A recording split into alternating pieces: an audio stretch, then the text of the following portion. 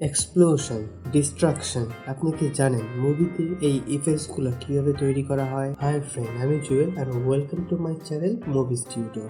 VFX আর visual effects যেটা ছাড়া হয়তো হলিউডের কোনো মুভি এখন কল্পনাই করা যায় না, যেগুলো পুরোটাই তৈরি হয় কম্পিউটারের সাহায্যে, যার জন্য ব্যবহৃত হয় পাওয়ারফুল সফটওয়্যার। আর এই ভিডিওতে জানবেন হলিউডে ব্যবহৃত মোস্ট পপুলার সফটওয়্যার কোনগুলো। প্রতিটি ভিএফএক্স হাউস আর স্টুডিও তাদের প্রয়োজন মতো সফটওয়্যার ইউজ করে থাকে। তাদের ভিতরে কিছু কমন সফটওয়্যার আছে যা তারা কম বেশি সবাই ইউজ করে। ভিএফএক্স এর কাজ বেশ কয়েকটা ডিপার্টমেন্টে হয়ে থাকে, যেমন modelling, animation, shading and texturing, effects, rendering, match moving, rotoscoping and compositing.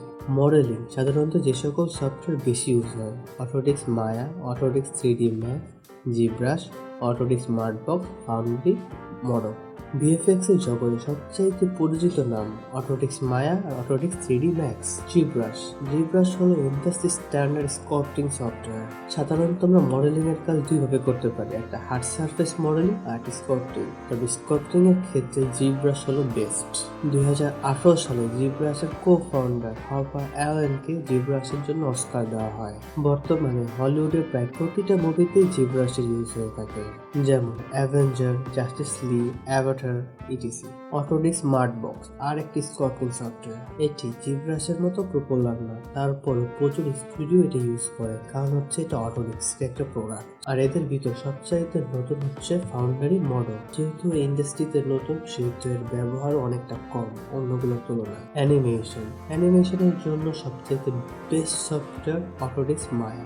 যদিও প্রায় সকল 3D সফটওয়্যার দিয়ে অ্যানিমেশনের কাজ করা যায়, বাট মায়া ইন্ডাস্ট্রি স্ট্যান্ডার্ড, কারণ একটা সাকসেসফুল অ্যানিমেশনের জন্য যত ধরনের টুল দরকার মায়াতে তার সবই আছে। মায়া রিলিজ হয় 1998-তে, আর মায়া এই পর্যন্ত 3টা অস্কার পাইছে।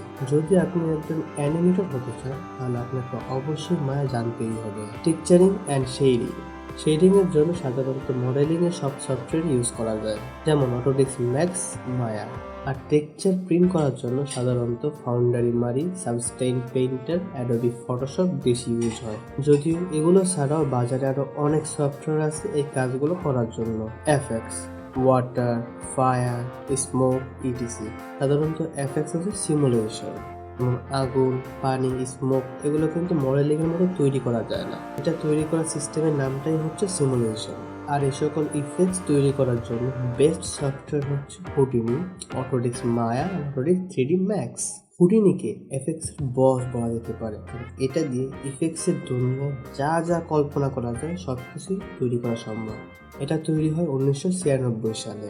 এটা 2018-তে অস্কারও পায় তার ইফেক্টস সিমুলেশনের জন্য। রেন্ডারিং, যেটা আসলে ফাইনাল ইমেজ জেনারেট করে।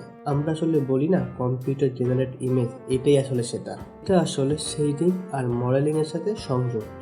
ভিএফএক্স ইন্ডাস্ট্রিতে আসলে ইউজ করা হয় অটোডেস্ক আর্নল, ভিরে, পিক্সেল, রেন্ডারম্যান। প্রতিটি প্রায় সমান পাওয়ারফুল হওয়া সত্ত্বেও সবার প্রথম অস্কার পায় পিকচার রেন্ডারম্যান 2001 সাল। ভিরে বিখ্যাত তার কোয়ালিটির জন্য, আর আর্নল বিখ্যাত তার স্পিডের জন্য। ম্যাচ মুভিং, যখন কথা আসে ক্যামেরা ট্র্যাকিং এর, তখন নাম্বার 1-এ থাকে 3D ইকুয়ালাইজার, 2 থাকে সেন্থাই আই, আর 3-এ পিএফ ট্র্যাকার। সবচাইতে বেশি ব্যবহৃত হয় 3D ইকুয়ালাইজার, যেটা 1996 সাল থেকে ব্যবহৃত হচ্ছে। রোটোস্কোপিং, ভিএফএক্স এর সবচাইতে পুরনো টেকনিকের মধ্যে দুটো হচ্ছে পেইন্ট আর রোটো। বর্তমানে সবচাইতে পপুলার দুইটি সফটওয়্যার হচ্ছে সেলুয়েট আর মোকাপ্রো। কম্পোজিটিং এর জন্য বেশ অনেকগুলো সফটওয়্যার আছে, তার মধ্যে ইন্ডাস্ট্রি স্ট্যান্ডার্ড হচ্ছে ফাউন্ডারি নিউক হচ্ছে একটি powerful note base compositing software. অনেকে ব্ল্যাকমেজিক ফিউশন ইউজ করে। যদিও আমরা সবাই জানি অ্যাডোবি আফটার এফেক্টস একটি পাওয়ারফুল কম্পোজিটিং সফটওয়্যার, তাহলে আমি কেন নিউকের নাম বললাম? অ্যাডোবি আফটার এফেক্টস একটা লেয়ার বেস কম্পোজিটিং সফটওয়্যার, যেখানে অনেক কমপ্লেক্স কাজ করা সম্ভব হয় না। এই জন্য ইন্ডাস্ট্রিতে আফটার এফেক্টস এর কাজ খুবই কম ব্যবহৃত হয়। আফটার এফেক্টস বেশি ব্যবহৃত হয় অ্যাড তৈরিতে বা টিভি সিরিজ তৈরি করার জন্য। যেগুলোর কথা বললাম এগুলো ছাড়াও আরো অনেক ভিএফএক্স সফটওয়্যার আছে যেগুলো অনেক ইন্ডাস্ট্রি ইউজও করে, বাট তারা সবাই আসলে ইন্ডাস্ট্রি স্ট্যান্ডার্ড না। আর কিছু ইন্ডাস্ট্রি আছে যারা নিজেদের জন্য নিজেরা সফটওয়্যার ডেভেলপ করে, তারা বাইরে পাবলিশ করে না। এখানে যে সকল সফটওয়্যারের কথা বলা হয়েছে আপনি চাইলে যে কোনো একটি নিয়ে আপনার কেরিয়ার গড়তে পারেন। ভিডিওটা কেমন লাগলো কমেন্টে জানাবেন। যদি আমাদের চ্যানেলে নতুন হয়ে থাকেন তাহলে সাবস্ক্রাইব করুন, আর যদি পুরনো হয়ে থাকেন তাহলে দেখুন বেল আইকনটা ক্লিক করছেন কিনা। আর এরকম ইনফরমেটিভ ভিডিও পেতে সাথেই থাকুন। দেখা হবে ফ্রেন্ড নেক্সট ভিডিওতে।